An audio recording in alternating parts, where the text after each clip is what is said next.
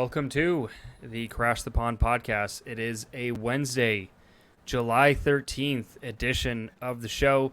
And most importantly, it is a day one of free agency edition of the show. So with me here, as always, to break it down, Jake. We're battling through some way too early tech difficulties, but I think we're going to power through today, and we're going to give the people what they want, which is a great show, talking about everything that went down today. Yeah, definitely still battling through tech difficulties, trying to work our way through it. At this point, it is what it is. There's no real way around it. So until Cox wants to decide to fix my problem for me. So we'll see how long that takes. Yeah, we'll get there. Again, though, for everyone who's listening on the audio version, not a problem that you have to worry about, though. This is mainly for our live stream viewers. But big shout out to everyone that's joining in here and that's joining us for this, because this is a big show. This is one of the bigger ones that I can remember in a long time, where we have a decent bit to talk about. And we did get a tweet from Elliot Tieford, beat writer covering the Ducks for the Orange County Register, right before we went live, that he has been told that the Ducks, they might not be signing someone else tonight, but that they are active. He's told that they are active right now. So that's hopefully we get breaking news on the pod or on the stream. I feel like that's always the best case scenario for us, is getting breaking news as we're talking. I feel like it's been a long time since we've had that happen, especially major Ducks related news. So hoping for a bomb here at some point.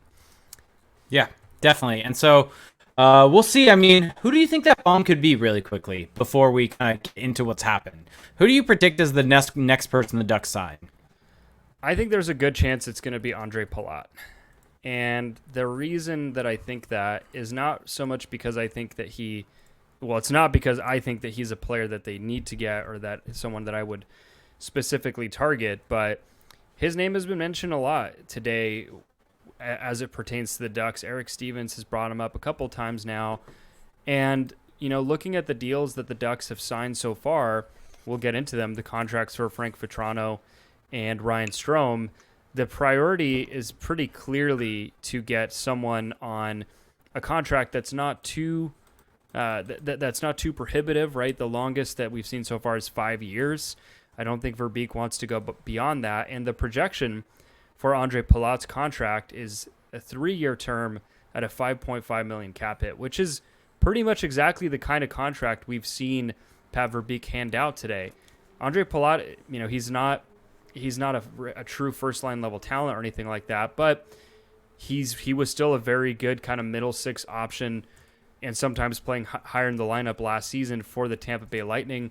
He's 31. I don't know if he's going to be able to really keep that level of play up for the duration of that contract, but on a 3-year term, it's not this massive gamble, and he's a guy who does elevate the Ducks' floor. So I think that that's who it's going to be for all the reasons I outlined. Do you disagree? I don't necessarily disagree. I don't necessarily think that I don't think that he's someone that they should be targeting. But on that same kind of note, I think a 3-year deal, kind of like you outlined, is not going to be the end of the world for this team. And I think that he's going to be a useful piece. He's going to provide more depth for this team than they've had in a while. A good bottom six, middle six player for this team. And I don't think that's a bad thing per se. I think targeting a 31-year-old is a little bit different than what I would do. But we've talked about this much. The Ducks need to spend money. And so with all of this kind of money spent that we're talking about here, that giving out these deals that maybe we're going to be critical a little bit on the length, they're still just going to be at the cap floor, more or less. Yeah. With all of these deals being signed. So it's not as if, like, maybe in a year or two this could become an issue because they need to sign the Terrys of the world, the Zegras of the world, the Dreisels of the world. But those guys outside of Terry are not going to have arbitration rights. So they're kind of going to be at the mercy of the Ducks. And so they may go shorter term. And so it may be a situation where Zegras still isn't going to be making big money deal during a Palat deal, even during a Strome deal potentially. And so I think that's something to keep in mind here with all of these deals. And the other thing I think that's important with all of this is that I think there were some reports today that the salary cap is looking to go up. from about 82.5 to I think it was 84 mil or so in the next couple seasons. I think maybe not next season, but the season after. I saw that. So that's something to keep in mind here, is that the 5-year deal, while you may not like the term on it, or I guess on Palat, a 3-year deal, by the end of it, it's not going to be as much percentage of the cap. Yeah, and I think another big key there with all of these deals, if the Ducks are going to hand out any more kind of considerable money or just significant money, which I still think that contract would be, even if it's not a huge deal, in 2 years, Silverberg and Henrique are done. And who knows what they're going to do with them at that point. But that gives you just about $11 million in cap space once those two are done. And so, again, none of these commitments, and we're going to get into it more, are really locking the Ducks up long term and really hamstringing their flexibility to be aggressive once Zegras and Drysdale and Terry and those guys are on their next contracts, and that they're looking to really make a stronger push to be contenders at that point. Because really the Ducks aren't contenders yet. We haven't seen them do it. I think that they are going to be better next season, just thanks to internal improvement. But clearly the deals so far that Pat Verbeek has made, and that he's probably going to continue to make, they're not deals of pushing all in for this season. That would have been finding a way to get a Kevin Fiala, finding a way to get an Alex DeBrincat, right? One of those types of deals. Maybe the Ducks were in on those guys, and maybe that was their vision. But as Pat Verbeek talked about, or at least how he described his approach to the trade deadline, and I'm sure it's true of this offseason, is that he has a lot of scenarios. He's someone who has different pivot points. So if something doesn't pan out, he knows exactly what to roll into. And so I think that to me is kind of what this looks like right now, is he's getting bodies through the door, guys that are going to help the team, that are not going to break the bank, and that still leave this team with a lot of flexibility moving forward, which I think he's accomplished so far. I guess we're getting a little bit ahead of ourselves, but getting back to the question I asked you though, I think the next player that they could sign, I wonder if we get a Strome brothers, the Strome brothers uniting in Anaheim, basically. The Ducks go out and sign Dylan Strome, Ryan Strome's younger brother. So before we get into the next move, let's talk about the moves that actually happened. Yep, because we just don't know we just can speculate all night. But, I was just giving my answer because I let you give your answer about Palat. No, I agree that Dylan Strome is an interesting name.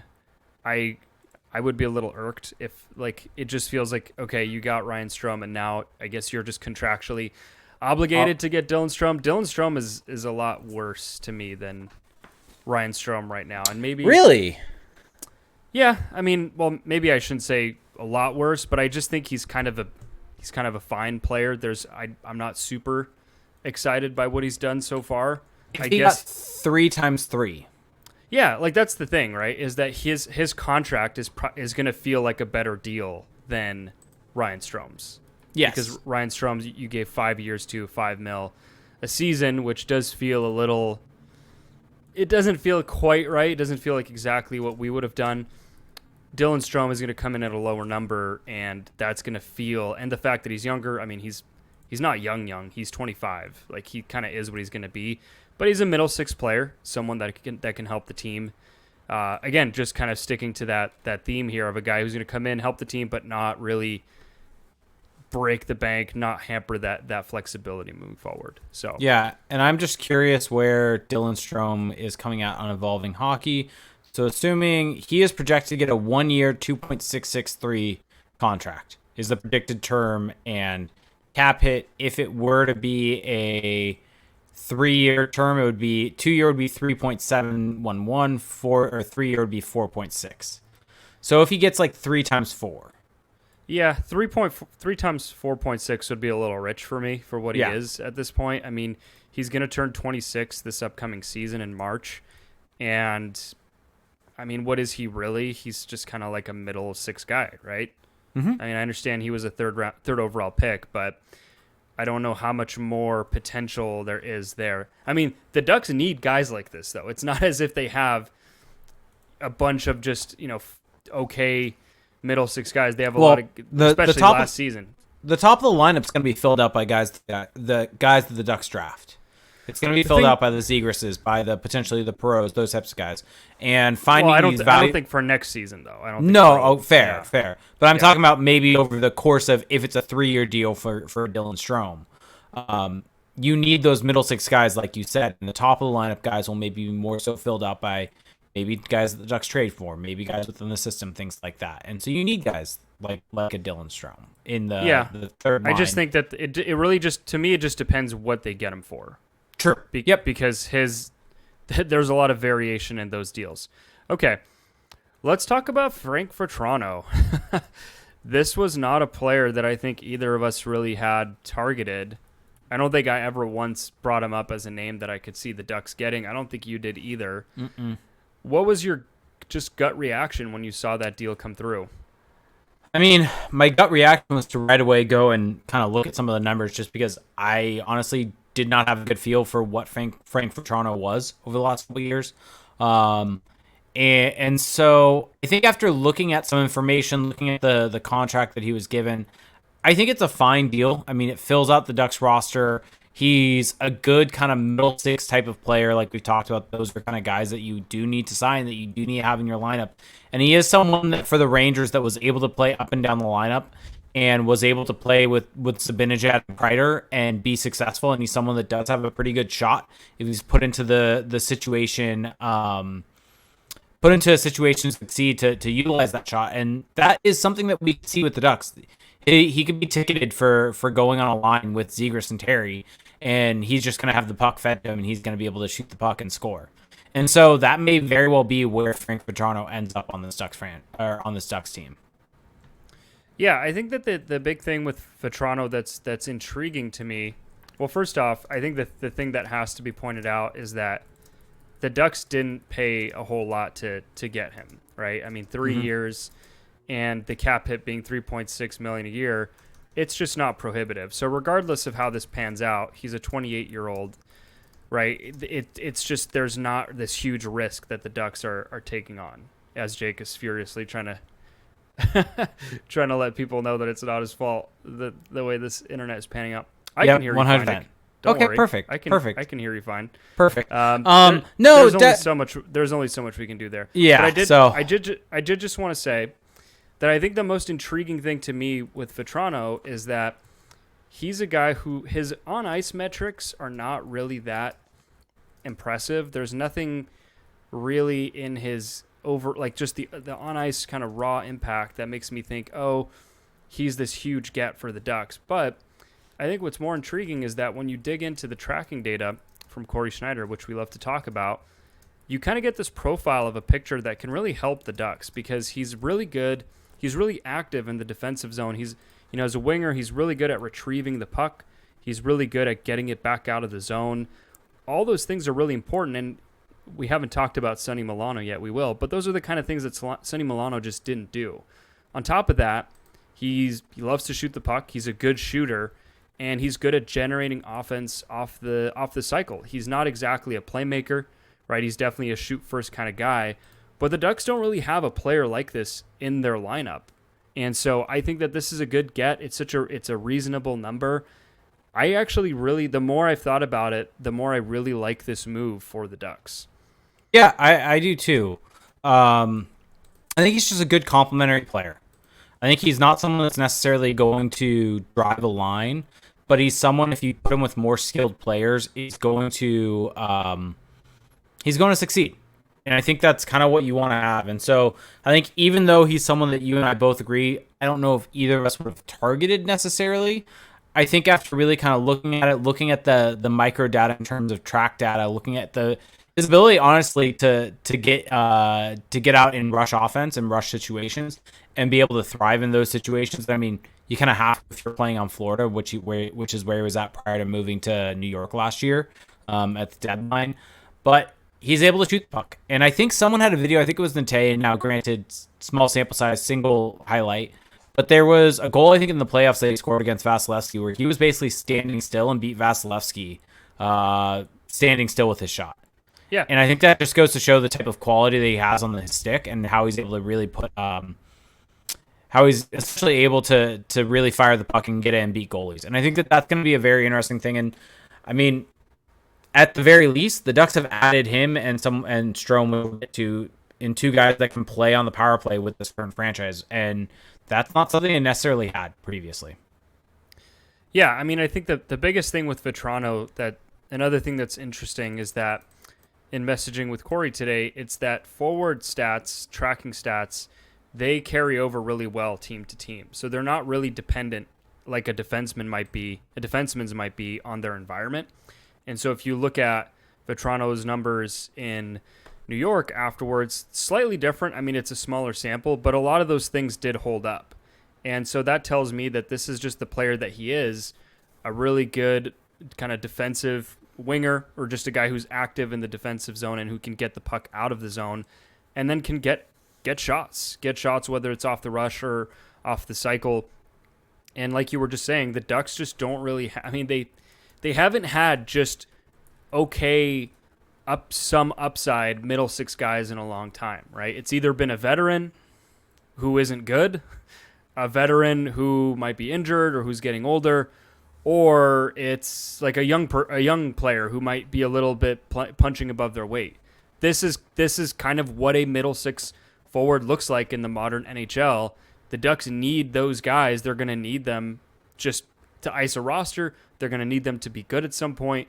So this is like an A, maybe not an A, like a B plus signing to me. Yeah. There's just really nothing wrong with it outside of it just not being the super sexy pickup, right? Yeah, and even looking at kind of his numbers just from almost just a point projection standpoint, he's been a solid enough player over the course of his career. I mean, first off, the Ducks are going to get his age 28, 29, and 30 seasons because he's just turned 28 this past March. So you're essentially going to get the final years of his prime. Yeah. And so you're not going to really be overextending yourself for a guy that is this middle six player like Frank Vatrano is, that didn't necessarily have this high ceiling. But I mean, this is a guy that is probably pretty consistently going to get you about 30 points and going to get you about 15 to 20 goals. You know what I like about this signing is I feel like Frank Vatrano could play with Trevor Zegras and help Zegras and be better off for it, right? Like, I think that Zegras could benefit from a guy like him who's active along the wall, good at winning pucks, because then that takes a little bit of the responsibility out of Zegras' hands to go and do that, and he can focus more on making plays. In and I think he can also be complementary to that also because he's able to enter the zone with control. Yeah. And so he's not necessarily someone that dumps the puck in that much. He's more so looking at some of the data. He's someone that really controlled the zone or entered the zone with control most of the time. And that's something you need to have in transition. You look at a lot of his offense came from the rush. And he had obviously some cycle and forecheck offense, but the fact of the matter is, we've talked about this, Trevor Zegras really likes to get out in the open, get out in the rush, and create chances that way. And that's really how he's able to really use his creativity, because once you get in the offensive zone or dealing with more of a cycle game, it's a much more structured game that's harder to have this free-flowing style and go through a bunch of guys. Whereas when you got it in transition, get guys moving, that's when holes open up and seams open up for Trevor Zegras to take advantage of it. So I think that that's really going to be good for him, and he's not someone that is necessarily going to give you shot assists or chance assists. Yeah, he's not an east-west player like Zegras, but he can still fit. But that's not someone that you need if you have him with a Zegras and a Terry, right? And I think that if we're looking at this, right, what was it that they were looking for to play with Zegras and Terry last season? They put Derek Grant there. They put Milano there for one game, and then the Jay Beagle thing happened. And they never put him back because Dallas Eakins would not have those three guys on the line together. He needed to have a more veteran presence, physical player. Well, if you're going to have a guy like that, having Frank Vatrano be that guy, I think, is the best case situation, right? Yeah, because he can actually play.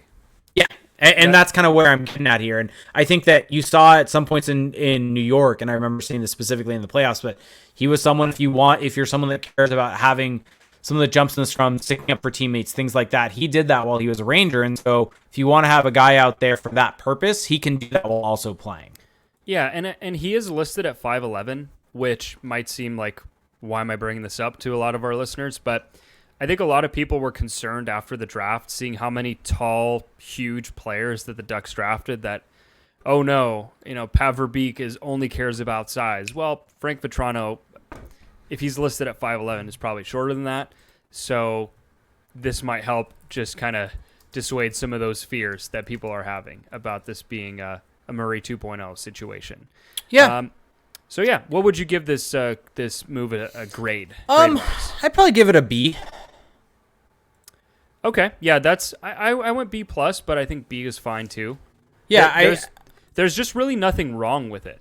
More so than there is like a lot right with it. It's just like, hey, this is what they needed. This is the archetype of player they needed. I think ideally you would have had someone with maybe a greater on ice impact, because his impacts last season were, just okay to really replacement level. But I think that there's a process there in his playing style that can maybe yield better results, or that can at least fit with who the Ducks have right now and make it better too. And while I'm at it, want to bring up, because I brought it up with Dylan Strome, Frank Vatrano per Evolving Hockey was predicted to get 4 years at 3.921. If it was a 3-year deal, the cap hit was expected to be 3.23, and he ended up at 3 times 3.65. So kind of right around where they had projected. So about proper value, basically. Just about spot on. Yeah. Yeah. Okay, great. Well, let's move forward here. Do you want to go in chronological order, or do you want to get to Ryan Strome? Because I think we'd be remiss not to mention good old Glenn Gawdin, who was signed to a 2-year, $762.5 thousand cap hit or have a contract today. Not gonna lie, I did look up his hockey DB page because I was so starved for. Yeah, I was content. Like, let's see. And when I saw it, I was like, I'll put out one tweet about this, and that's it. Yeah, same. I was like, do I really go down the rabbit hole and figure out like just all this stuff about this player, or do I just treat it for what it is, which is maybe a guy who has taken some steps and who can get into the NHL, or just a depth signing and treat it as that? It's Vinny Lettieri 2.0. Yeah, I mean, like again, it's one of those things where you're filling out the organization. The depth of the organization has been compromised a little bit. Vinny Lettieri, by the way, reportedly, I just love the wording of that Michael Russo tweet. It was so today. weird. Did you see that? I can't get over it. Yeah, lucrative. Signed to a lucrative deal, but a very fast, high-scoring player. It's like, he's not very fast. He's not high-scoring in a league that's not a minor league. And it wasn't, I mean, it's, shit, I would love the contract he got, so I guess it'd be lucrative to me, but in the context of professional hockey, maybe not quite lucrative. Anyway, that's a total aside. By the way, not a lot to say on Glenn Gawdin, though. Olaf is Berserker says the best way, or the best thing about Gawdin, we would say, can't spell Gawdin without dogging. I really need to understand where that's coming from and why everyone is saying that all of a sudden. You got to find the dog in him. He's got the dog in him. Okay, he's got the dog in him. Let's move the hell on from that. Okay. Late breaking news, and this was I'm so thankful that this happened, because hey, I would have still loved to have done this podcast with you. I always enjoy it, Jake, as you know. Mm-hmm. But Vatrano plus Gawdin plus RFAs was not like the most exciting slate of topics. So about 6 p.m. tonight, we got the news Ryan Strome signed with the Ducks. This one is interesting to me because Ryan Strome does not at all fit the mold of a player that we've advocated for signing in recent years, at least from an age perspective. He's 29. The Ducks signed him to 5 years, and his cap hit is going to be $5 million a year.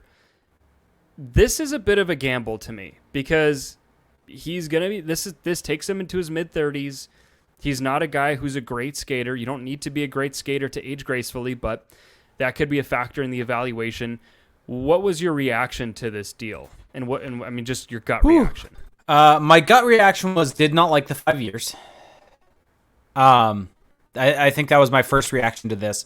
And then once I settled in on it, looked at it a little bit more in depth, looked at the cap hit that he was at versus where he was projected, and really thought about this deal in depth. And he was projected, just for anyone out there that was wondering, let me just very briefly pull it up again because I just had it open, but I believe it was 7 years at 7.15 mil is what he was projected to get. And if he was at a 5-year contract, 7.1 mil for that.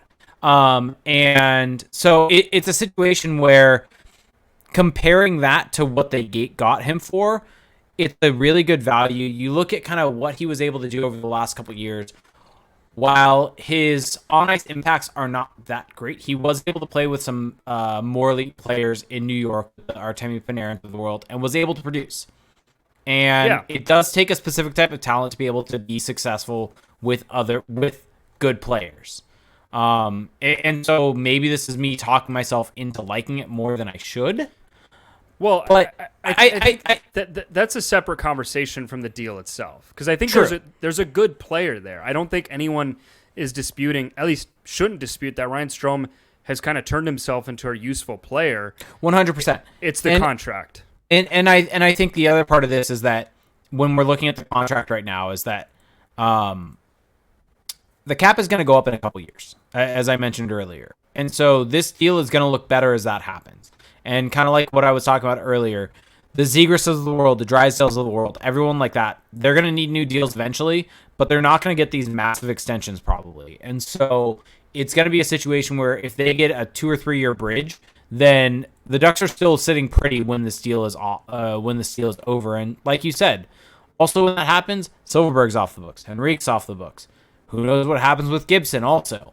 Like, there's a whole lot of way for money to be cleared out where this is not that much of an impact on the Ducks cap sheet at the end of the day. Yeah, I agree. I think that even though 5x5, I can't really fully co-sign that kind of deal.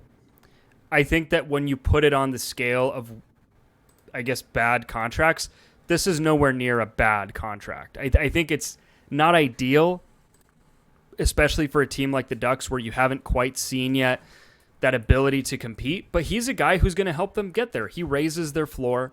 It's like you said, the cap picture for the Ducks in the medium term is fine. It's actually going to get better in some ways, as we've discussed. So I think that even though the contract is not perfectly ideal, it's a good value, right? The models that Evolving Hockey uses, they've been pretty spot on today.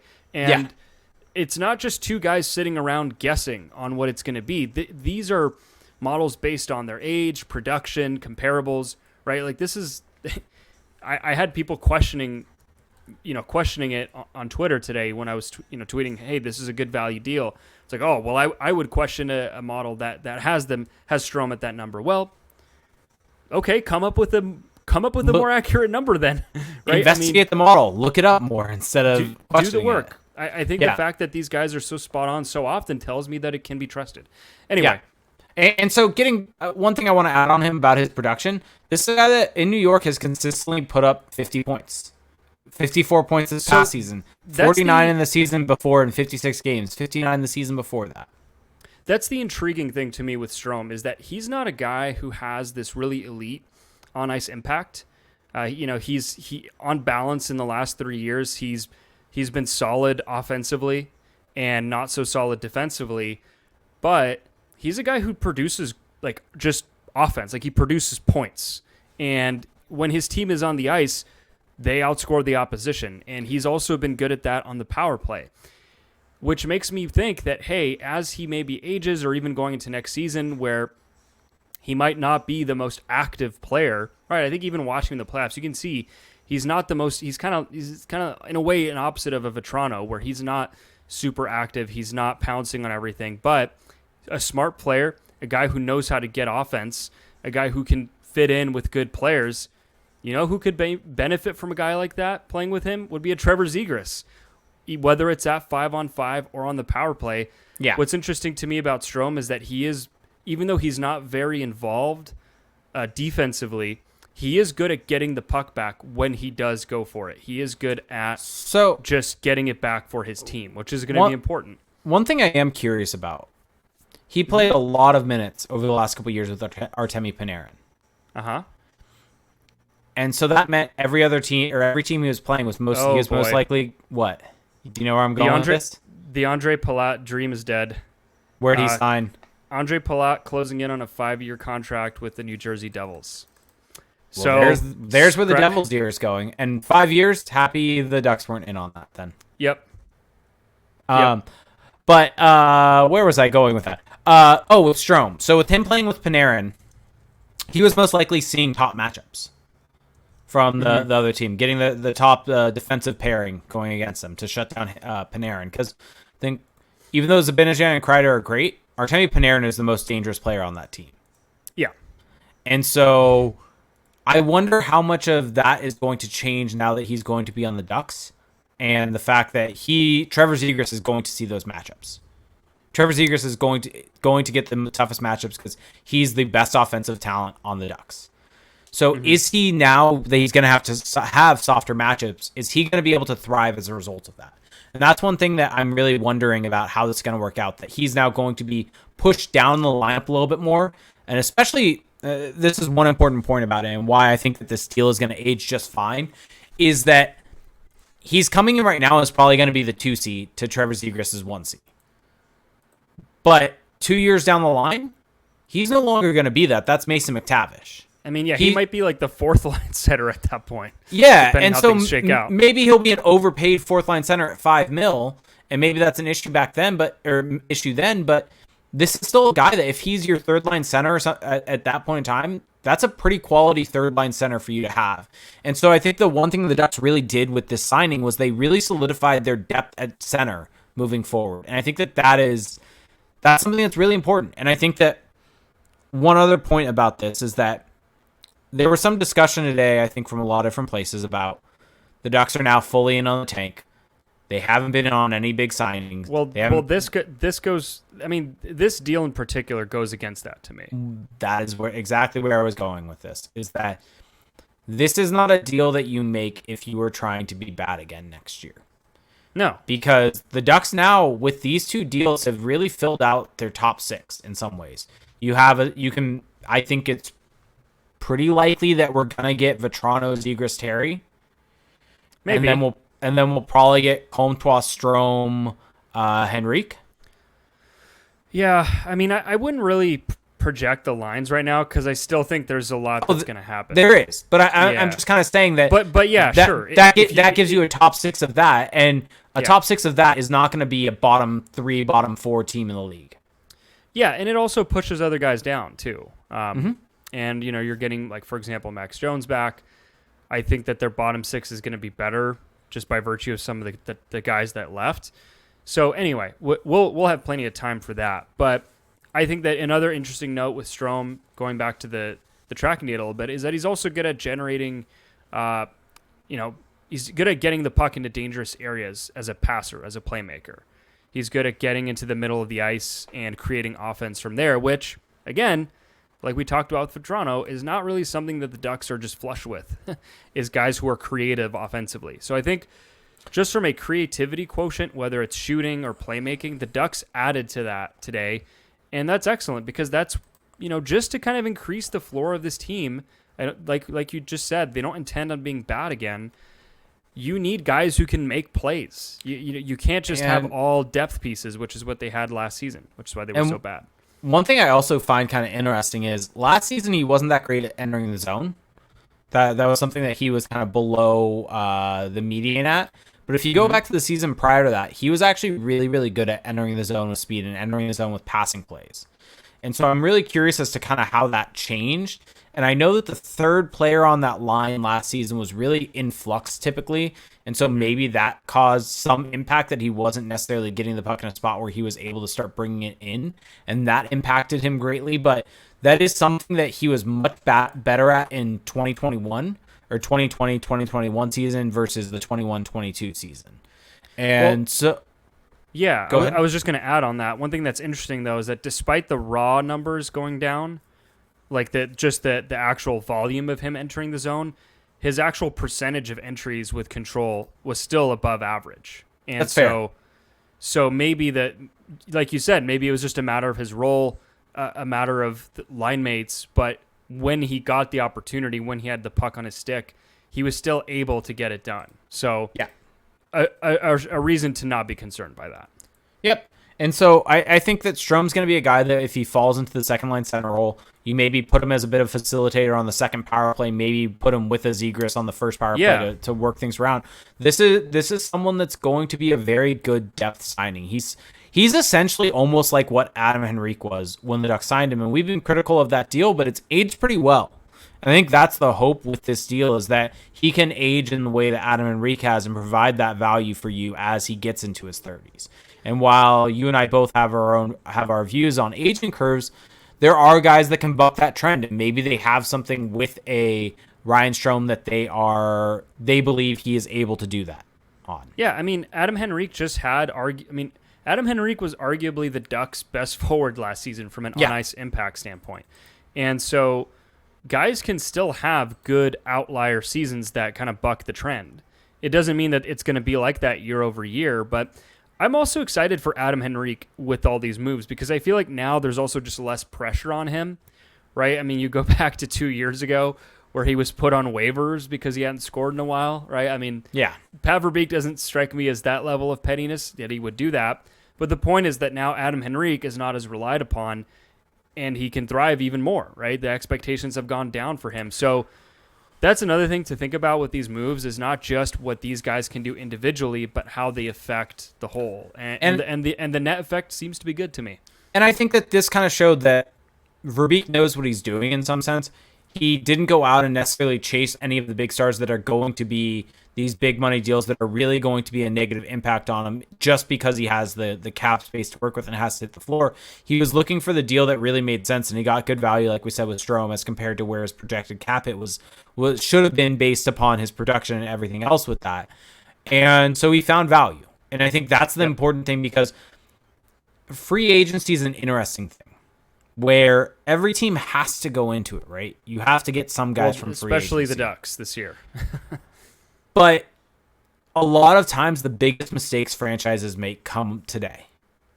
Like these are the deals that really are the ones that hurt you 2, 3, 4 years down the line. Really make it where you're in a bind and you have to move out good guys to be able to make things work because of the deals that you give out today. And so I think that if Verbeek went out and just signed a guy to sign a guy, I think that would have been a poor use of the cap space. Yeah. And that could have maybe giving just someone 7 years, giving a Nick Delorier 4 years of $2 million just cause. Like that's not what you want to see. You want to see a guy that's going to take a tactful view of this. Look at the cap space that he has, look at the allocation that he has. And we're in day one of free agency. Yeah. There's the rest of summer that he has to fill that out, because the Ducks right now, just so everyone knows, they are currently sitting at, I think, $9 million, $9.2 million. About $10 million above under the floor. 9.2733333 mil under the cap floor, basically. Yep. And someone asked actually in our Twitch chat earlier, just can you explain what the cap floor is? Basically, it's a percentage that every team has to spend to, and the whole purpose of that is the league doesn't want any team spending so little. It's almost like an anti-taking mechanism. It's a parity trick. Yeah. Of every team has to spend a certain percentage of the salary cap ceiling in order to ice a competitive roster that is not going to be essentially making a sham out of the league. That's the purpose of it. Yeah, and I do think that one thing I want to add to your point with Pat Verbeek and the work he did today is that it also feels like there's cohesion to what he's doing. It feels like there is some sort of plan, whereas in past years with Bob Murray, it was just hard to tell exactly what the plan was, right? I mean, you look at the two important deals that they signed today, both of them are quality, top 6, middle 6 NHL forwards that they didn't overextend on with term, that they didn't overextend on with money, and they're guys that are going to help the team moving forward, in the near future, but aren't going to really hinder their long-term plans for this franchise. You can see it. To me, it's pretty obvious, at least just from a big picture standpoint, what he's doing, and that's good. That's a good sign. You want to be able to read what your GM is doing based off the moves. I'm glad you brought up Nick Delorier, though, because, good for him. Good for him that he went out and got paid, but 4 years... 4 years for Nick Delorier, even though it's actually less than $2 million. It's like 1.75. Still a bit of a crazy pants over there in Philly, unsurprisingly.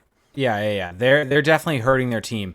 But also, Felix, is crotch discomfort hurting your game? Well, fear no more. The kings of crotch comfort, Manscaped, have spent 2 years designing the most comfortable boxer briefs out there. Sleek, soft, comfortable, and flexible. The brand new Boxers 2.0 from Manscaped take your balls to the royal ball throne. The global leaders in below-the-waist grooming have the Lawnmower 4.0 for the trimming so you can wear the Boxers 2.0 for the chillin'. They even trademarked the jewel pouch, so you know it's serious. I think it's time you invest in your family jewels, so let your bulge breathe and get 20% off plus free shipping by using our code CTP at manscaped.com. So, Felix, let's say you're on a date and your partner catches the Manscaped on the waistband of your underwear. It's almost guaranteed to raise some eyebrows and act like a billboard on the highway to Pleasure Town. This is thanks to their Lawnmower 4.0, the best electric trimmer for below-the-waist grooming. Their 4th generation trimmer features a cutting-edge ceramic blade to reduce grooming accidents thanks to their advanced skin-safe technology. The Lawnmower 4.0 is waterproof and also has a 400K LED spotlight you need. So you need a more precise shave. Beyond ball cleaning, though, Manscaped is focused on ball comforting with the new Boxers 2.0. Boost confidence everywhere you are, knowing you are wearing the absolute best pack for your sack. These boxers are a game changer, and the features include the jewel pouch. A pouch designed to cradle your boys in their own special space, lined with perforated performance fabric to keep them well ventilated. Is this heaven on earth? More like heaven on girth. And the micromodal fabric is buttery soft and breathable, keeping your cucumber cool. Walk, run, strut. These moisture-wicking boxers breathe without breaking a sweat. The tagless waistband hugs your body without digging in, and it lays flat against your skin to reduce chafing. So you can be proud of your underwear and wear the Manscaped waistband with a badge of honor. Your balls deserve it. So you can get 20% off with plus free shipping with our code CTP at manscaped.com. That's 20% off plus free shipping with our code CTP at manscaped.com. Up your crotch game, because once the Boxers 2.0 touch your sack, you'll never go back. Oh boy, I don't think I've ever shaken my head for that long continuously. But you know what, Jake? My hat comes off to you. We now have a request for you to do the next Manscaped ad read. Oh God, sure. Maybe that'll make them easier to get through for me. Who knows? Okay, well, let's get back to the show here. So, where do we leave off? I don't even remember. I'm so taken aback by what just transpired. Okay, I'm happy with my transition. Yeah, you just really you just grabbed it by the balls there. I don't know. So I guess any last things on today, because I think we've kind of covered it.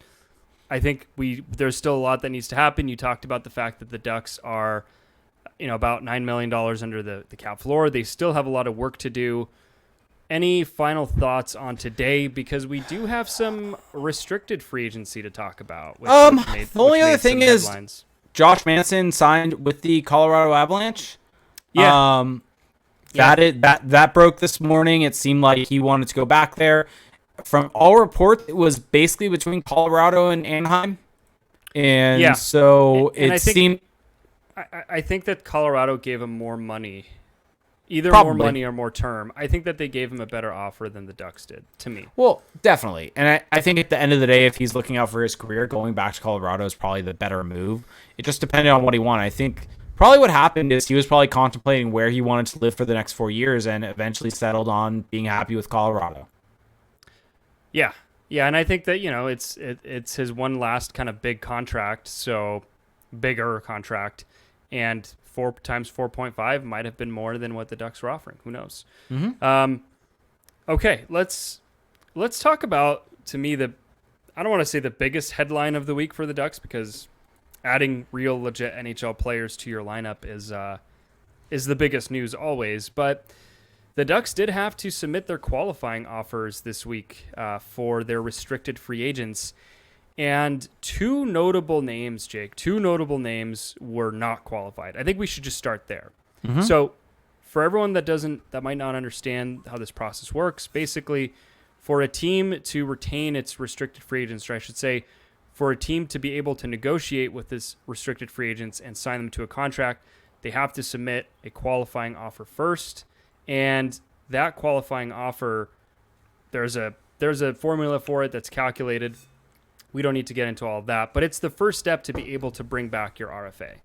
And if you don't qualify a player, if you don't submit a qualifying offer, that player becomes an unrestricted free agent. And in some cases, it's to avoid arbitration, right? So you don't get that kind of acrimonious negotiation, and then you get a deal done. But also in a lot of cases, it just means that that's it. That's the end of the road. And the biggest shoe to drop, we'll start right here, right now. Sonny Milano not submitted a qualifying offer. He was arbitration eligible, and reported by Eric Stevens, beat writer for The Athletic covering the Ducks, that doesn't sound like a contract offer is in the works for Milano, that this is kind of it.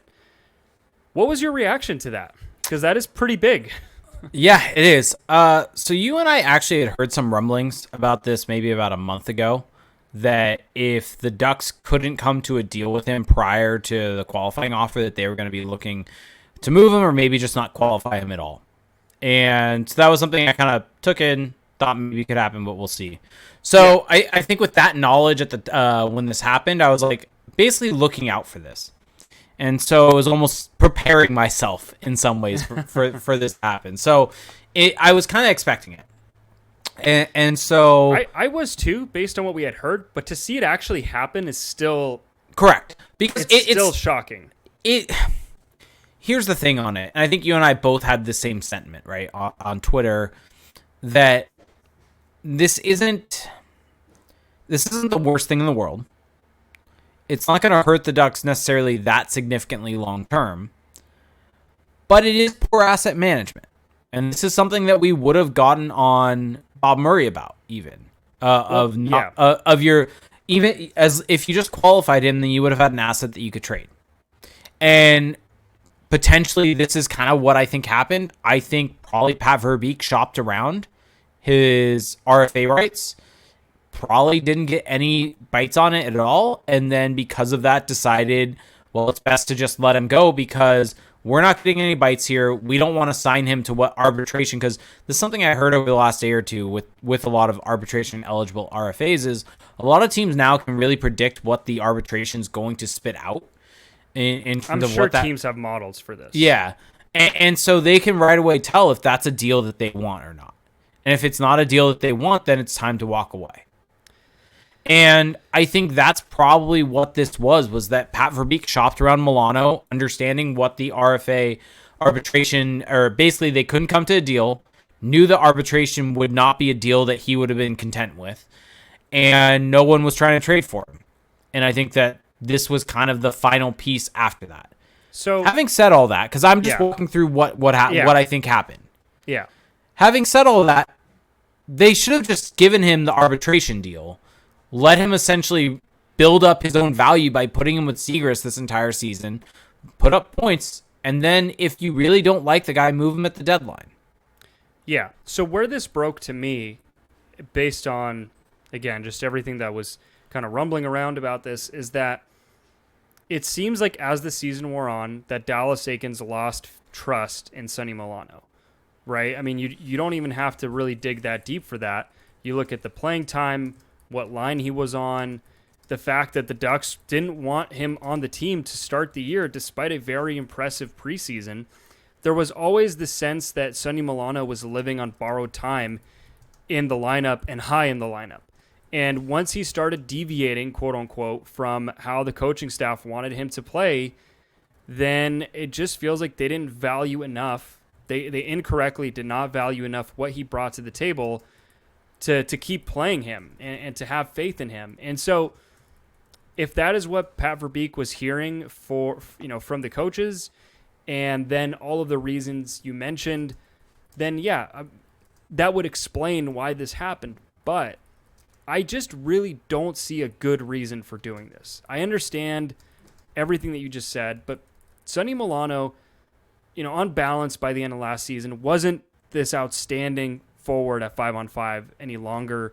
That second half dip did hurt him, but still one of the Ducks' better forwards, still a guy who was a good contributor on the power play, still a guy who was so good in transition, so good at getting the puck through the neutral zone. Now, yes, you look at the tracking data. He's the opposite of Frank Vatrano, not involved defensively, below average in just about every defensive involvement metric, not good at getting the puck out of the zone, not touching the puck. I mean, Corey tracks defensive zone puck touches per 60. He's below average in that. He's not good at retrieving the puck. But as soon as he has it, as soon as someone gets it to him, like a Trevor Zegras, very elite at getting into the zone, very good at, once he's in the zone, generating high danger assists, passes from the center lane, shots on goal, right? This whole thing. That's not really a player that the Ducks are overflowing with. And so whatever issues that there were, barring some like very serious issue between him and the team, this is a guy that you at least just bite the bullet and you tell your coaching staff, I understand that you have reservations regarding this player, but let's just let him ride this out a little bit. If things still continue to be really difficult, let's at least build up that value and get something for him. Instead, they lose him for nothing. And that feels like a missed opportunity because Sonny Milano was a good player for them last season. I understand that he wasn't racking up the points, that the plus minus whatever, that's what the old school, kind of thinkers will look at, but there's still a very solid player here, not the kind of player that the Ducks are overflowing with. So I just can't really get on board with this, even though everything you said to me checks out. Yeah, no, and I think that's fair. By the way, I want to give a shout out with our new setup. It's kind of hard for me to look at subs, so I'm now actually looking at Twitch for this. But I want to shout out Olaf as Berserker, who resubbed for 9 months. Shoegaze Dragon Georgie resubbed or subbed for 40 months, and then Olaf also gave out one community sub gift. So thank you everyone. Thank you guys. Sorry, I haven't read those lately just because it doesn't pop up in this other chat, but now I'm starting to look at it. No, completely, and I think that's kind of where I'm at on it. Also, is me laying that all out was essentially trying to lay out the reasoning for it. Sure. Not necessarily stating that I agree with that reason. No, I right? don't. I know you don't because we've talked about this. Yeah. Yeah. And so I think that Milano's a guy that you and I have talked about is a really good player, someone that really should be in the lineup, that should be really featured. And so even if they don't believe in him, and I believe it was, where was it? X Nicholas Rage said the issue with that idea of mine kind of signing him, putting him in the lineup, is you're forcing Milano into the lineup for the sake of increasing his value when you don't even view him as a solution. And while yes, that is the case, it's not as if the Ducks have all of these solutions throughout their entire lineup to take those spots that essentially Milano would be blocking. He's a solution. He's a good player. I mean, he's a guy who Well, drives offense. no. But my point here is that if the Ducks don't view him as an actual solution, okay. But the whole purpose is that the Ducks aren't brimming to the teeth with all of these options where he's going to be blocking someone's spot in the lineup necessarily. I mean, to me, at the end of the day, this was a judgment call by Pat Verbeek that he did not want Sonny Milano on this team anymore for whatever reason. Yep. You can get into all of it, but if Pat Verbeek wanted Sonny Milano on this team, if he saw him as a not even an important piece, but just a piece that's going to help them moving forward, he would still be on this team, right? I just, what else could it be?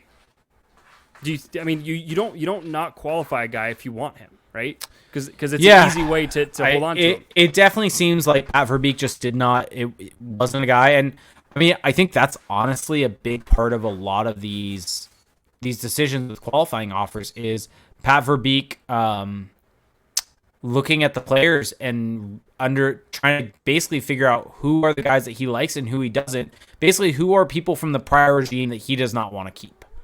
And by not qualifying them is an easy way to get them out of the system. Yeah, and I think that, sure, there are guys that are going to be coming up that are going to need room. You talked about Jacob Perreault earlier. Braden Tracy has been brought up in our chat. They signed Pavel Regenda. Maybe they want to give him a shot. Like, there's guys coming up. They're going to sign more guys.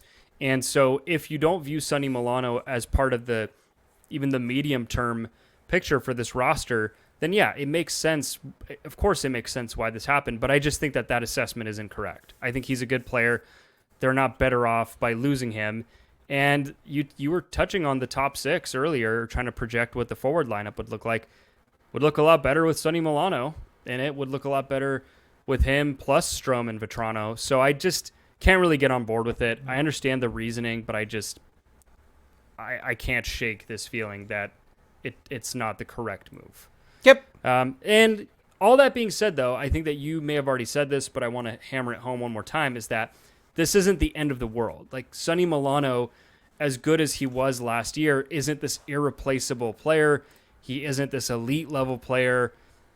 This isn't going to like set back the Ducks franchise years because they didn't qualify him. We're not trying to give that impression. It's just a misstep. That's all. I mean, it's possible Frank Vatrano fits the role that the Ducks want more with the Trevor Zegras more and is able to thrive more with Trevor Zegras than Sonny Milano did.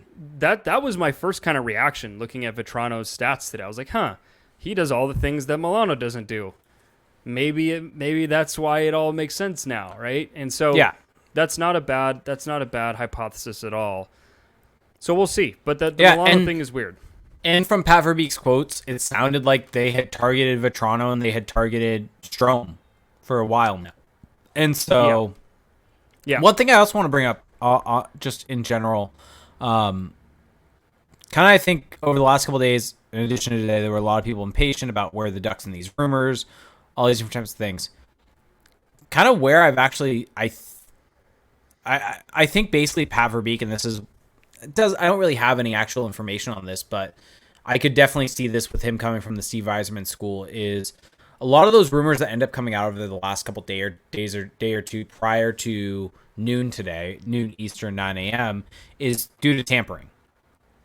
Oh, well, yeah. Why do you think that all of a sudden, as soon as it hit 9, that a bunch of deals just magically got signed? And so where I'm going with this is that it was reported the last couple of days that Lou Lamoriello is actually a guy that really respects the rules, doesn't want to tamper, and waits until 9 a.m. to make first contact.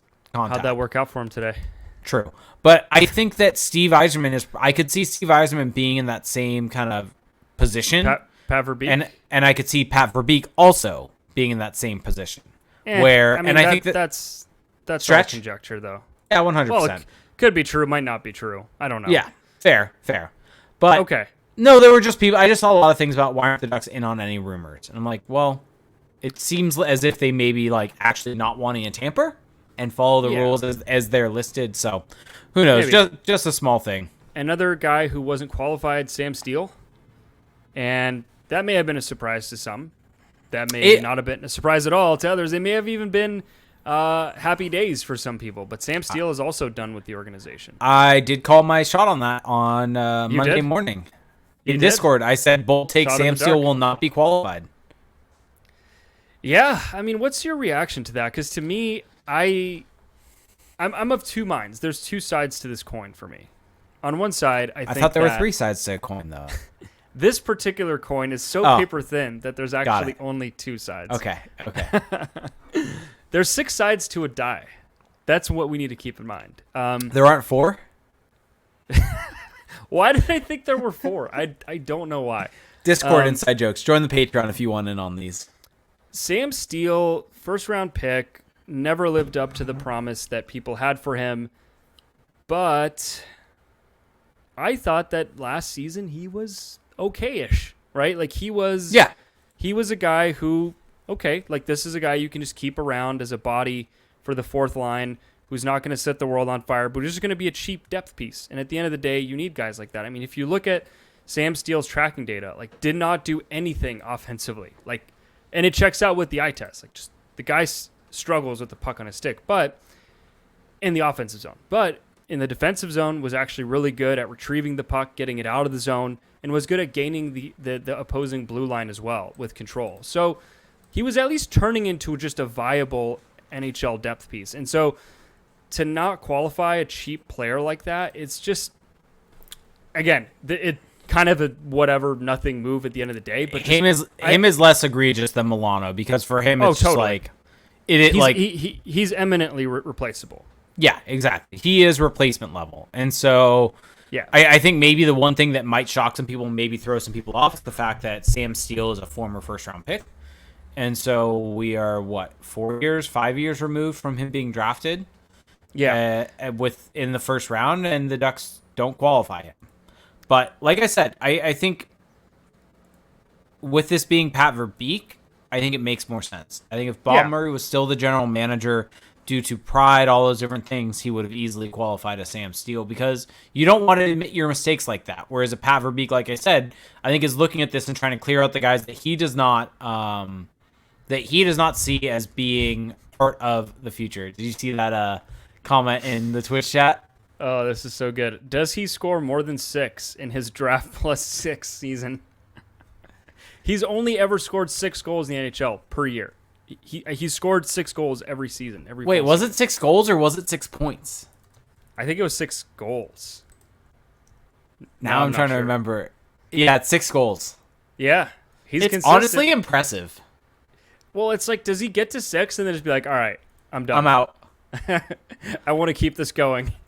If he plays 10 more years and scores 6 goals a year, that's 60 plus however many he has now. The funny thing is his shooting percentage varies also. It goes from 18-7 to 14-9. Well, you know, yet Jake, he still ends up at 6. When you're just flinging the puck at the net with no actual idea of where it's going, and it somehow ends up in the net because it went off your leg or the defenseman's leg or the goalie's face, that'll make your shooting percentage fluctuate. Will Sam Steele hit 30 goals this season? I do want to say no. In his career, if he scores 6 this year, then that's 30 on the dot. He'll get to 30. I do want to say that I was at the Ducks equipment sale this weekend and saw a Sam Steele stick, and one of the weirdest curves I've ever seen. Like, it was like a sand wedge. Think of it that way. So it makes sense why it's hard to make plays with that stick. Outside of that, though, I mean, Jacob Larson had already signed in Europe. Hey, who called Jacob Larson not panning out as an NHLer years ago? Before it was cool to do that it. Was maybe one of our first, actual heated debates. Yeah. I had to convince you and CJ, or I had to argue with you and CJ way back in, 2017. He was, 20. I think that was my argument, was, he's 20. Yeah, 20's not, it's not like you're a brand new player at 20. Anyway, I turned out to be right. Little victory lap for me. He's gone. Brendan Gooley signed in Europe, also gone. And then outside of that, just depth pieces. Guys that were qualified, though. Should maybe talk about them really quickly. Simon Benoit, no surprise there. Ole Eriksson Ek, goaltending depth. Isaac Lundestrom. I mean, that would have been pretty shocking if they hadn't qualified him. Yeah. And then Urho Vakanainen. So I think Lundestrom was the only one with arbitration rights that they ended up qualifying. That's correct. I think this was just a concerted effort to not have to deal with arbitration. I think they probably saw it as worth it with Isaac Lundestrom for all the different various reasons of why he was in the lineup for every game this season. And all the other guys, though, wasn't worth the hassle, basically, of that. What arbitration would have come. We legit need someone to go back and count how many of Sam Steele's career goals have gone off his own stick, as Dalton Keys is suggesting in the chat. Yeah. This is a thing that needs to happen. What would be your guess for the percentage? Half? Maybe? That seems pretty low. Anyway, so that's kind of all I've got for the RFAs. I don't think there's anything super noteworthy outside of that. No, I guess the only thing that I did want to bring up was that I think that I had done the very quick math, and assuming Lundstrom, Vakanainen, and Benoit all sign what Evolving has them at, it would be about $4 million. And so factoring all of those in, the Ducks would be at $5 million to hit the cap floor. Yeah. And that would be $5 million with, let me see, with 4 roster spots left. So they've still got work to do. Yeah. They've still got to put a team together, and it's far from done. Now that we know Palat's off the board, prediction on the next player the Ducks sign. Well, here's something interesting, though. No other insider has corroborated the Kevin Weeks tweet. And so are you now second-guessing Weeks? It's happened before, hasn't it? Didn't last summer he reported... he reported this wasn't year it about... Matthew Tkachuk or something? I don't remember. This year he reported about, was it Marc-Andre Fleury, and that ended up getting done a day later. Yeah, so he might end up being right. I'm not doubting him, but it is noteworthy that no one else has come out to confirm this. Is it? Yeah, it is. Is it? Yeah, no, it is. I'm just giving you a like what is this? What is this take here? John Klingberg? Do I No. call a bold shot? I don't see them doing it, but they do need, like, if they want to have a not shitty team next year, their blue line looks pretty bad right now. Like, they're gonna have to do something there. I think we're gonna see a trade, honestly, for the blue line. Chikrin? Sanheim, someone. Can we, by the way, just briefly talk about where did Gaudreau to Columbus come from? I don't know, but I love it. I do too. I love it because, first off, the Devils are in shambles, and the Islanders are in shambles. And those are two franchises that I don't have a lot of love for. The Devils from their dynasty years, and the Islanders where everyone thinks that they're amazing and that Lou Lamoriello is amazing. Seeing those two just eat crow is pretty funny to me. And I got to say, it took me a little time to warm up to it from the on-ice perspective, but Columbus, now with Gaudreau at the top of that heap, they've built up kind of an interesting little pool of talent. I mean, you think about guys like Cole Sillinger, Kent Johnson on at forward, and on the back end, they've still got Zach Werenski. They got Adam Boqvist last summer. Like, they've kind of built something there. And, of course, Patrick Laine, at some point, they're going to get him back. They're going to get him signed. They drafted David Jiricek and Denton Mateychuk in his past draft. So they're building something. It's pretty cool to see this unfurling. And I don't know. I'm on board. Yeah, definitely. And, I mean, the precursor to Johnny Gaudreau signing there was getting Eric Goodbranson, is what it turns out. Yeah, that's what did it. If signing that deal for Eric Goodbranson is what got them Johnny Gaudreau, then that deal is worth it. Wait, why is that? Is that actually a thing? Because I think they're friends. Okay. Whatever. I mean, it's somewhat of a joke, but it's somewhat serious. What defense would you like the Ducks to? I'm going to list off the top guys by cap hit last year, for available free agents, both RFAs and UFAs for the Ducks to target. Give me just a quick yes or no. I'm just going to read off names. Okay. PK Subban. No. Anton Strawman. No. Danny DeKeyser. No. Calvin DeHaan. I'll say yes because I've said no to everyone else so far. Klingberg. Maybe. Will Butcher. No. Marcus Nunavara, RFA. Or no, he is UFA. Has he signed? Maybe. I'm confused now with the way that they're listing this. Michael Kempney. No. Thomas Hickey. No. A reunion of Michael Del Zotto to Anaheim. Actually, yes, because he'd be really cheap, and he had good numbers last year. He made $2 million last year. Yeah, I mean, he's just like a cheap third-pairing guy. Ryan Murray. Yes. Ethan Bear. Yes. Okay, that's where I'm going to end it. Okay. I did want to quickly point out that the Ducks hired a new AHL coach, Roy Sommer. Mm-hmm. He's been around forever. He was the Barracuda's head coach for a long time. He's been around pro hockey forever. They signed, the Ducks also named a new assistant coach, Craig Johnson, who is replacing Jeff Ward. Mm-hmm. Interesting note on Craig Johnson is that he actually coached the Santa Margarita high school hockey team in Orange County for about a decade, which is interesting just because must know the area very, very well if that's the case, and was recently coaching. Wasn't he a Duck? Am I misremembering? Was he a Duck? Isn't Ryan Johnson his son? Yeah, he did play with the Ducks. Yeah, okay. That's what I thought. Yeah, because Ryan Johnson came from the Ducks system, I think. That, like, they list him as a first rounder that came through the Ducks system. Yeah, so it's kind of a cool, like, full circle story for him. I really couldn't tell you a thing about him though as a coach, so we're just gonna have to wait and see on that. And the Ducks named Jim Johnson, another Johnson, director of player development. So Johnson and Johnson. He's coming over from the Blues organization, which I mean, makes sense. What was it? Not too surprising because Rob DeMaio was brought over from there. So, yeah. Again, I don't really have a great feel for any of these guys, but it's going to be just something to monitor as this Ducks team transitions into the next step of their their history. So here's Johnny71, by the way, subscribed with Amazon Prime. So thank you for Thanks. that. By the way, we got this questions from a first-time chatter. Matthew Tkachuk or Ivan Provorov, realistic possibilities for the Ducks? I have no clue for Tkachuk because we don't know what Calgary is going to pivot to. And then for Provorov, I don't really see... Like, is his name really out there? Like, is he gone from Philly? Yes. Okay.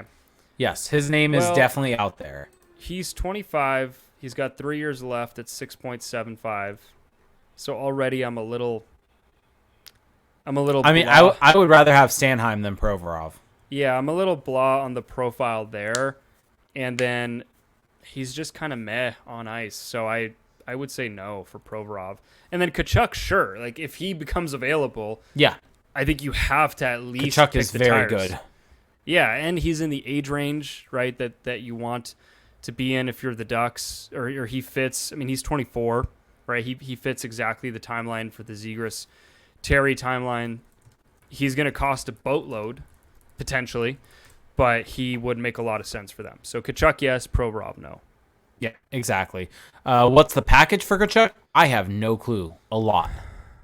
Well, DeBrincat got 3 picks, and it's kind of not. It's not a great comp because he had a year left. But he was a year left to UFA status. So Tkachuk would get more than that. Yeah. Tkachuk would definitely get more than that because whoever gets him doesn't have to worry about the whole will he actually sign with us a year from now. And by the way, on DeBrincat, he's RFA next summer, but he's UFA the summer after that if he signs a one-year deal. Sorry, yeah. So Okay. someone pointed that out in the YouTube chat that we were incorrect on that. So want to make sure we got it right this The time. YouTube chat. YouTube comments on the last video. Okay. Yeah, someone pointed that out. Anything else though from the past week? Oh, No. we haven't talked about on a regular podcast second round through 7th round of the draft. Overall thoughts? I thought the Ducks did really well. I'm excited by some of their picks. I think that Noah Warren to me is a really intriguing player at his size and his mobility on the back end. I think that that's a really good pick. I think that Luneau, we talked about him a bit as well, but he's also a guy who has upside, but not in the same way. Good offensively. He had a knee injury going into his draft year that hampered him, but it sounds like he's going to be able to turn things around, or at least has the chance to. Outside of that, I mean, they kind of took some lower upside not gambles, but just swings on guys like Fitzen, King. But to me, Warren and Luneau are really the kind of crown jewels of their day 2 draft, I would say. I think Luneau is the one that's the most interesting to me because of the fact that he was a top player in the CHL. He was the first overall pick in the QMJHL draft. Yeah, and basically had a knee injury, and that hampered him. And then basically last offseason decided, screw it, I'm going to have knee surgery to try to take care of this. It was a knee injury that I think happened outside of hockey, they said. And that was something that really... I think it took him a bit of time to recover, but by the end of the season, he started to get back to where he was at previously. Yeah, no, it was a good draft. I think that some people were a little disappointed that the Ducks didn't take these really kind of exciting, sexy upside plays like offensive guys, but they did well. I think that they really restocked their defense pipeline. We talked about Mintyukov on the last show, but getting Luneau and Warren is going to help a lot. I just think that this was a solid draft for them. Just kind of keeping the chains moving and keeping that prospect pipeline really humming.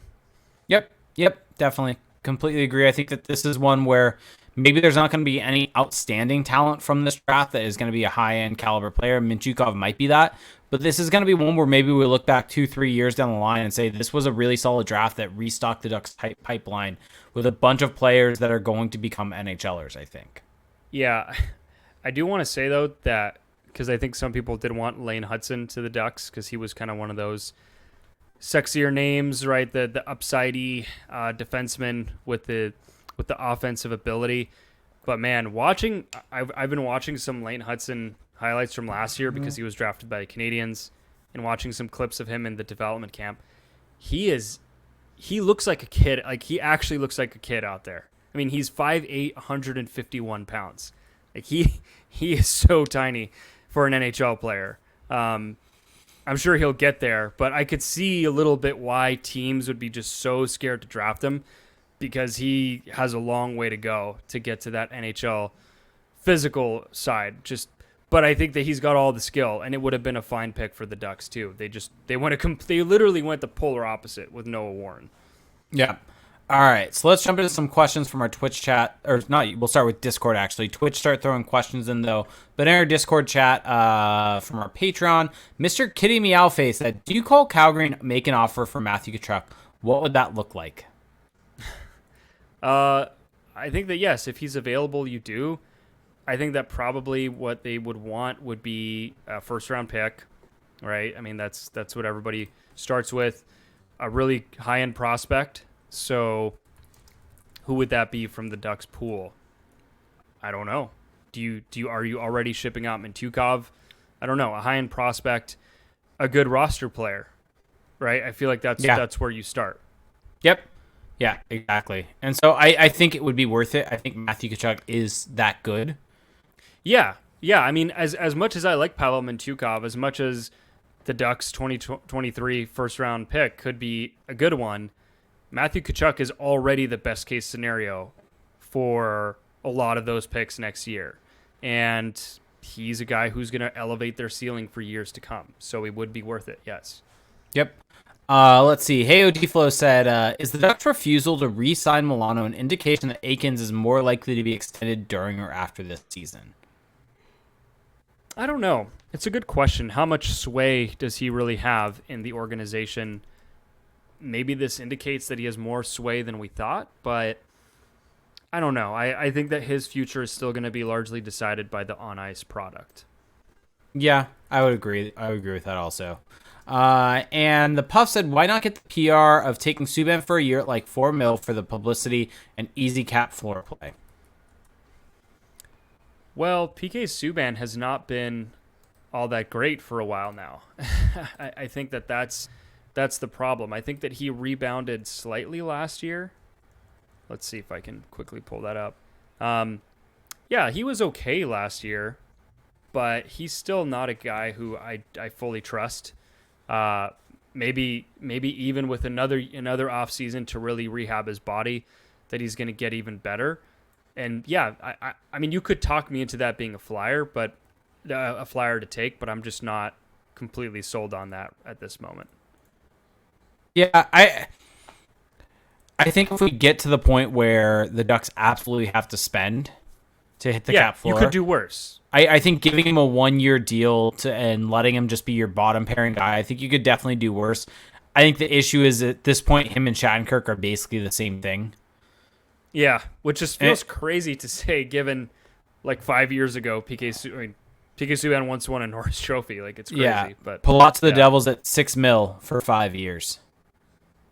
Yeah, confirmed now by another insider. Yep. So there you go. Let's see. So let's start getting into questions from our Twitch chat. For those of you at YouTube are watching us on YouTube, youtube.com/crashspawn, or on your favorite podcast services, you can find us typically Monday, and off season it may not be every, but I believe we're planning on doing another one next Monday. You can find us at twitch.tv/crashspawn, where you can help support the show. If you have Amazon Prime, you get one free Twitch Prime gaming sub each and every month, and it helps support the show more than you can imagine. You get special emotes in the chat, special badges next to your name, and Jay Southern 5 also subscribed with Prime, so thank you so much. So he actually brought up, and I wanted to, let's address this, because I think I know what he's talking about. So he said, so anybody want to address what started the Ducks fandom freak out on Twitter yesterday? So I don't necessarily know exactly the freak out, but I think I can assume it's the same thing we've kind of seen over the last little bit, right? That he had mentioned as a follow-up that people were saying Verbeek should be fired. You want to address it? I just think that there's just a lack of understanding of how this all works when it really comes down to it. And there are people who are credentialed members of the media with the Ducks that are spreading misinformation and that are already spouting off that this is a failure of an offseason. And it's just like, well, free agency hasn't even started yet. Yeah, the Ducks weren't able to snag a DeBrincat or a Fiala, and maybe you're not that happy with their draft, but I really think that the reason that people were freaking out is because there's just misinformation floating around. Free agency hadn't started yet, and I think that people were just not really fully understanding that the Ducks, to ice a team next season, had to spend close to $20 million just to get to the cap floor. And of course, they're going to go beyond the cap floor. They're not just going to stay there. So, yeah, it's just people not understanding really how this works. And I think it's not understanding how this works. I think it's also just a bit of impatience. And I think a lot of people forget that Pat Verbeek took this job less than 6 months ago.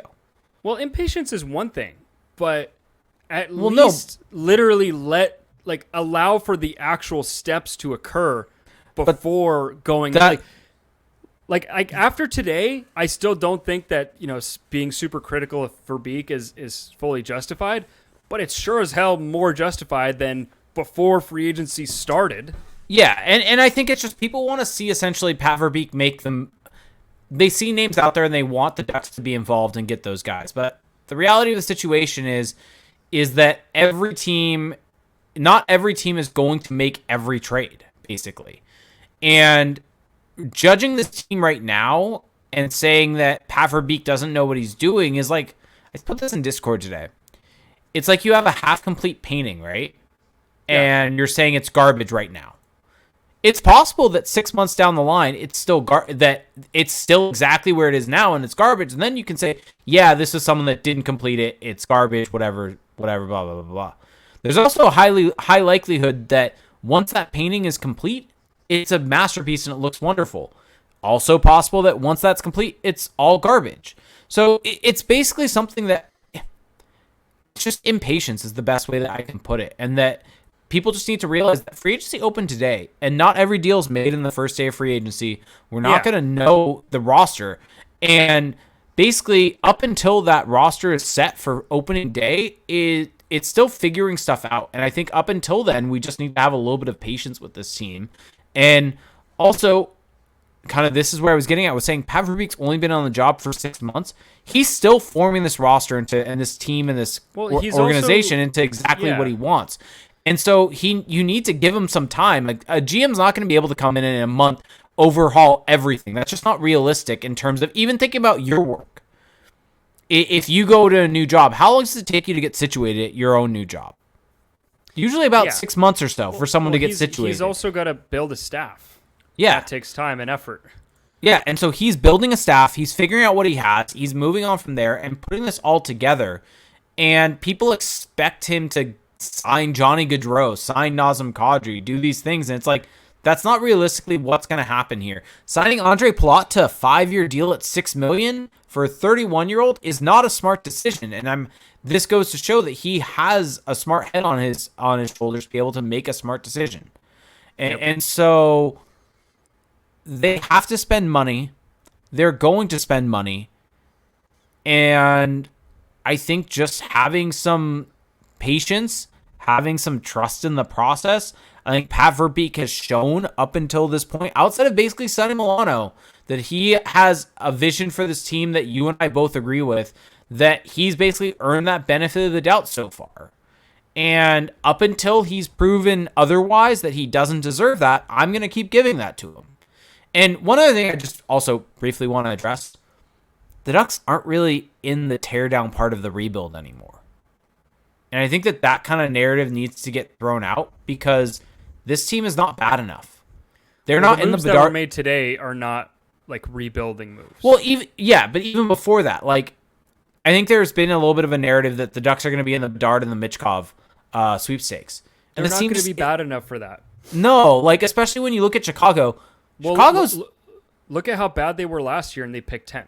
Like look at Chicago, look at Arizona, like The Ducks are going to be better this year than they were last year, just simply due to the fact that they're going to have another year of development from Drysdale, another year of development from Zegras, another year of development from Terry. Although Terry may just be what he was last year, but you're going to have these guys coming up. McTavish is going to come in.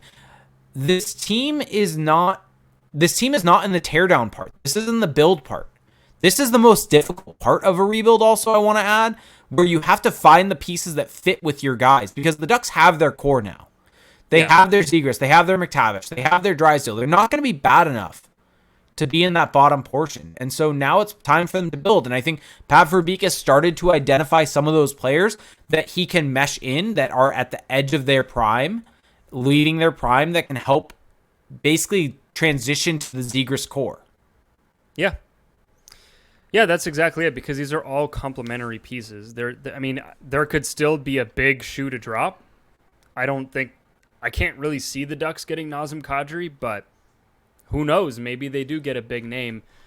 But you're right, which is that there is this whole perception that, they're still in this phase of being really bad, especially because they traded their pending UFAs at the deadline. Ooh, Forever 1922 puts it in a great term. There's no fat on the team now. Now it's time to just build muscle. Yeah, I mean, they traded the pending UFAs, and they got the pieces for those. The years where they were bad has really yielded a result, because now Trevor Zegras has been drafted. He's entering his own. Jamie Drysdale has been drafted. He's entering his own. Same thing with Mason McTavish. You're going to get more of those guys coming through the pipeline in the next couple of years. So really, they've already gotten what they were looking for by being bad for a few years, which is top-end young talent. Now it's time to actually build a team around them. I don't think that the Ducks are really going to gun for the playoffs next year. And if they miss them again and they end up picking around where they were picking this year, it's not the end of the world. But I just don't think that there's any scenario where they're going to be, unless, of course, there's like injuries or whatever, but it's going to be really hard for them to be bad enough to get into that top 3, top 2 draft pick range. Yeah, like it's something where I think they're not in the teardown part. This is a situation where you want to see them start making strides. And it's not that they have to make the playoffs. The Pacific, I think, has gotten weaker with Johnny Gaudreau going out of the division. I think Edmonton's going to be worse with Jack Campbell in goal. I think that their defense is also still going to be a tire fire. Like, I think Edmonton got worse. LA, I think, is potentially the class of the division now. And Vegas is also on the decline at this point in time with things that Vegas they're sending out. Just traded Max Pacioretty for future considerations, which is just flabbergasting to me. Yeah, so like this is starting to get to the point where the division is starting to get a little wide open, where the Ducks could maybe start making a little bit of a push. And maybe they do get a wild card spot. Maybe they're just out. It's not the end of the world, though. This is, even though I think people see this also draft Calgary just lost Johnny. I don't know if you already said it. I did. Lost Johnny but I think okay. people see this draft and see Bedard at the top of it and see Michkov there, and they think this is where you tank, but that's just not in reality where the Ducks are. Maybe if this all had been pushed out a year or two and the essentially being bad started a year or two later, but you can't necessarily time that, and that's just kind of where this is at. There's not that many teams, though, that are going to be that bad next year, or that are trying to be that bad. Chicago and Arizona. That's it, though. I mean, really, outside of that, Montreal maybe, but Ottawa. I don't think Montreal is going to be that bad. Ottawa's not going to be bad. No, Buffalo. Philadelphia will. But they're not trying to be, though. No, I don't know what they're trying to do. But they're going to be bad. Like, could Philadelphia is a sneaky pick for Bedard. If you can get there first, oh boy. Oh boy, what? They have nothing. Like what? No, if you can get there first, though. Oh, I see what you're saying. Sorry, I thought you meant if he goes to them. I was like, what? Yeah, no, if you can get their pick, yes. I think Buffalo's, I don't know if they're trying to be bad, but their roster looks like just crap. Yeah. Okay, so let's get to our Twitch questions. Fat Droll asks, question, will the Ducks trade for any bad contracts? I don't know the list. I haven't really thought about. I mean, JVR was the guy I was thinking about, but it came out today that the Flyers aren't looking to move him for a first round and give up a first round pick in the process, because that is what people were requiring as the sweetener, and they weren't willing to do that. So That's been thrown out the door as a possibility. He would have been a guy that would have been interesting. Outside of that, I don't have anyone off the top of my head. But they have the cap space to do it. I think it depends on how the next day or two goes. Yeah, they have the cap space. I think it depends on who's left on the market, what they can do, and if they are looking to just add that. Because, I mean, the Ducks cap space has been something that's been rumored to, essentially the Ducks are willing to take on a bad deal. Let's see. The Puff asks, who's the ideal trade target besides Kachuk that would be worth it? I don't know. I feel like a lot of them have kind of left the barn. I think if Pittsburgh has to move out Pettersson or Marino now that they signed guys, I think one of those two would be an interesting one. Yeah, I mean, Marcus Pettersson's on a really kind of team-friendly deal. He's only he's 26. Marino has 2 years more than Pettersson. He's slightly younger. Maybe I would lean Pettersson there, but yeah, like that's a good shout. How do we miss the easy one? Puljujarvi. Yeah, I mean, I don't want to say Puljujarvi's like a bad target, but I just think that I don't want to oversell like what he is either. But yeah, the Ducks need more forwards, and he's a good upside kind of forward play, even though he's already 24. And one thing that was brought up by Appa in our Discord that I asked him to clarify on, he said, what about Martin Nachas, who's an RFA right now? I don't think he's going anywhere. It would take an offer sheet, so I don't think that he's going to be an option. Yeah. So let's see. Any other trade targets that you can think of? I think Travis Sanheim's the guy if Philadelphia is looking to move him. Maybe a Travis Konechny. They've both kind of been in the rumor mill a little bit. Yeah, I'm trying to think what teams are trying to Jacob move Chychrun. on. Patrick Kane? Jonathan Taves? No. All right, moving on. Dark Purity 993 said, haven't seen a lot of commentary about Josh Manson. Do you think the stories that he was willing to come back to Anaheim were legit? And do you think the Ducks should have tried to make a move for him? I think they did, and he just chose Colorado. Well, I think yes. I think the rumors about him wanting to come back were legit. I think he was probably torn between the two sides. And keep in mind, he signed that deal with Colorado before the window opened. So the Ducks could not make a move for him at that point in time. Yeah. So it came down to him probably deciding where he wanted to go between the two of them. And Colorado offered him that before he was available for the Ducks to give him an offer. And he chose that one. Yep. And it's kind of that simple. Yeah. The Puff asks, who makes the playoffs first, the Ducks, Angels, or Lakers? So I'll answer between the Ducks and Angels because I know nothing about where basketball's at. But I'm going to say the Ducks with how the Angels are going. I just got a curious text. Okay. Not going to name any names, but to look out for another 31-year-old UFA for the Ducks. Okay, now you're forcing me to go and just I will look at point the out players. that Nazem Kadri is 31. So the Ducks and Kadri? Just got a text. Not going to name any names, but keep an eye out for that. All right, now I'm just... All right, well, here we go. I'm just going to straight up read all the 31-year-olds. This is what you're doing to me. Per cap friendly, here are the 31-year-olds. Michael Kempney, Alex Chason, Nazem Kadri, Agazino signed, Ryan Carpenter, Calvin DeHaan, Cody Eakin. What would you think if the Ducks got Nazem Kadri? Oh, he's conflicted. Jake is not the kind of guy to not say what he thinks right away. There's some conflict here. There is, because Nazem Kadri is very good. He's very good. I think that the problem is that you're signing him for his production. If you were signing, because his on-ice impact is really good, and I think that can hold for a few more years, but the production will not, and that's kind of what you're paying him for. Yeah, and if he's getting seven's my concern. Yeah, I mean, even though the Ducks have a crap ton of cap space, it just feels if it was 3 to 4. Yeah, I mean, my guess is that Pat Verbeek has a number that he probably doesn't want to get to term-wise, right, with anyone. Mm-hmm. of this free agent class, and that's why some of these deals are taking longer. There's a longer negotiation, and so yeah, if you can get Nazem Kadri on 4 years and you just give him a crap ton of money, that's fine.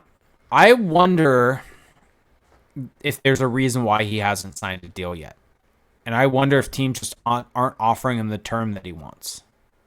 He's 31. Like it's just like one's giving him a 7-year deal. Would you do 4 times 8? Would he do 4? I mean, would he do 8? Would you do 4 times 9? I'm gonna go with yes. Yeah, I mean, adding Nazem Kadri to here's a question for you. Mm-hmm. Because this is the interesting part of this, right? Which is? If you're signing a Nazem Kadri, you have to understand the aging curve of everything. He's not getting 100 points maybe in any season of this contract. So you have to realize that you're signing him to get value out of him right away. Yeah. You're and not you can. like a lot of times with these 31-year-olds, 30-year-olds, things like that you end up signing, you're able to you're able to almost stomach the last couple of years. Look at like a Rickard Rakell trade. God, a Friedman tweet just popped up and my heart just dropped. It's just a Palat, but I almost just yelped. Anyway, continue. But so with Rickard Rakell, for instance, the Penguins are willing to eat the last couple years of that because they are still trying to get the last legs out of it. So you're almost making it a future you problem, more or less. And well, yeah. Yes. And so the thing with the Ducks is, what does that mean then? And where I'm getting at with this is this question for you. This is all along the way to get to this point. If the Ducks add Nazem Kadri, are they a playoff team? Next season? Mm-hmm. Well, okay. Let's just do the math. Their center line, their center depth right now would be Zegras, Kadri, Strome, Lundestrom. Maybe Henrique plays center. McTavish on the wing. That's playoff caliber, right? On the wings, Troy Terry is still there. Frank Vatrano. Max Comtois could rebound. Henrique is in there. Sam Carrick is a fine depth piece. And then what if the Ducks go and get a Jacob Chychrun? And then if you add a Jacob Chychrun, or you just upgrade on the back end, and John Gibson has a better season, Calgary takes a step back. They're going to be fighting for a playoff spot with that roster. They're fighting for a middle tier playoff spot, not a wild card spot. I think. I don't know. It's still hard for me to say that they're like a shoe-in for a playoff spot, because if you look at the Pacific, even without Johnny Gaudreau, Calgary I think is still ahead of them. Maybe by not by as much though. Edmonton is still there. LA is to me the class right now of the division. San Jose appears to be tearing it down, so you can throw them aside. Seattle, they're going to be more fun, but do we really see them as a playoff pushing team next year? I don't think so. They don't have the offense. Vancouver, no. I'm just going to go with no. And then Vegas, I mean, I don't Vegas really know is a crapshoot. Vegas could be really good next year. They could also be terrible, and there doesn't seem to be any in between. So it's still a dogfight for them to get in. I don't know if it's... They have a good chance, I think. They have a much, much better chance with that roster. Yes, they have a much better chance. And here's the thing. Like, what would you put it as a percentage chance? 70. 70? To get into the playoffs, yeah. 7-0? Mm-hmm. I was going to say like 55%. Wow. If they had let's not even say Chychrun. Let's just say they get a Marino or a Pettersson, and they add Nazem Kadri. Yeah. Yeah? And, I think it vastly improves their chance to make the playoffs. I don't disagree with you. I just think I'm looking at the field, and I just think there's a lot of teams that they're going to have to compete with. Also, keep in mind the Central's probably going to be bad next year, so there might be 2 wild cards. Yeah, Nashville might not be as good. Minnesota, I don't know what's going on there. Dallas losing Klingberg. Yeah, maybe. Maybe. Still, though, I don't know. I'm not ready to go 70%. This has now But thrown us for a complete loop. my 55% though is not like this indictment. Like I'm giving them a better than 50% chance of making it. So it's funny that we never even talked about this, but that we even talked about Kadri because it didn't even seem like a reality for the Ducks. Terry getting married? Yeah, he got married already. Yeah, last weekend. Yeah, but getting back to what I was saying, with Kadri, what's the downside here? Well, the downside is that you don't have as much flexibility when Zegras and your young players are really in their primes. That's the downside. But, like, they would have to, like, that alone is not going to sink them. Can I also add kind of a little elephant in the room with a lot of these deals? A lot of times the players aren't healthy enough to play at the end of them. Wow. Wishing injury upon Nazem Kadri. No, it's not. But it's like you look at the way I'm just simply saying this, right? I get what you're saying. Like you look at you look at the style of game that he's played. What's the reality of a 35-year-old Nazem Kadri being healthy enough to play an entire season and not needing LTIR? No, yeah, I agree with that. Like I think that's a fine take. And man, now the wheels are turning in my head. Same. Interesting. Maybe, do we have an emergency pod tomorrow because of a Nazem Kadri signing? Will my internet not be good tomorrow, or will my internet be good enough for us to do it tomorrow? Who knows? I mean, we got through. We got through this time. Yeah, exactly. I think there were some more questions, but we got really derailed. We're almost at 2 hours. Yeah, I think it's time to wrap this thing up. We should probably wrap up. It may take like 3 hours for me to upload this episode. I was up till 1:30 last week uploading. Your upload speed, though, is going to magically rebound as soon as we're done with this. Probably. Because that's how it seems to go. I hope. Man. I don't know why. I'm just like... I'm like afraid to go to sleep now. Fatrolt's asking, would Kadri be Kessler 2.0? No. Different player. Or if Yeah. we're talking contract status, maybe. Well, think about it. Like, Kessler was on LTR for the end of it. Well, you also saw it with the Kessler contract, which is like, did it really hamstring the Ducks? They LTR'd him, and the cap went up, right? Like, it didn't end up being this huge albatross. So, man, are we just talking ourselves into going back on everything we've been saying the last couple of years? Maybe. Okay. Well, on that note, I think we should get out of here. Yeah. Thank you for listening, everyone. This has been a really fun show, and there's going to be, it feels like there's going to be more of these for sure, these kind of breaking news ones. So we're not going anywhere. The off season is just beginning. If you want to help us keep this thing going, though, and keep this show alive and well, there's a few easy ways for you to do that. Check out our Patreon page, patreon.com/crashthepond. For $1 a month, you get to join our Discord server. This is the best time to join the Discord server. I was in there literally all day today, reacting to everything as it was happening. We've got a great, thriving community of Ducks fans in there. It's the best. It really is the best. For $5 a month, you get access to 2 bonus episodes a month, which are really just awesome for us to go more in depth about the team, about players, about league-wide rankings, things of that nature. You can also pledge $15 a month if you really want to add that extra layer of support. Also, just want to note, we're at 69 viewers right now. Nice. Very nice. I'm so glad that you pointed that out. It really needed that. You can also find us on Apple Podcasts. You search Crash the Pond, leave us a rating and a review. We'll read it on the show. Those are awesome. Awesome to hear from you guys. We're also on Spotify. Search us there. You can leave us a rating on Spotify, so make sure to do that if you haven't already. We're also on YouTube, youtube.com/crashthepond. Check out our website, crashthepond.com. We've got merch. We've got T-shirts, hoodies, coffee mugs, stickers. It's all on there. Go check it out, crashthepond.com/shop. Jake is on Twitter at ReindeerGames91, and I'm on Twitter at Felix_Sicard. That is going to do it for us tonight, guys. Thank you, everyone who will listen to this. Thank you to everyone who joined the stream. This was really fun, and we might not be done. We'll see what happens. We'll talk to you soon. Bye.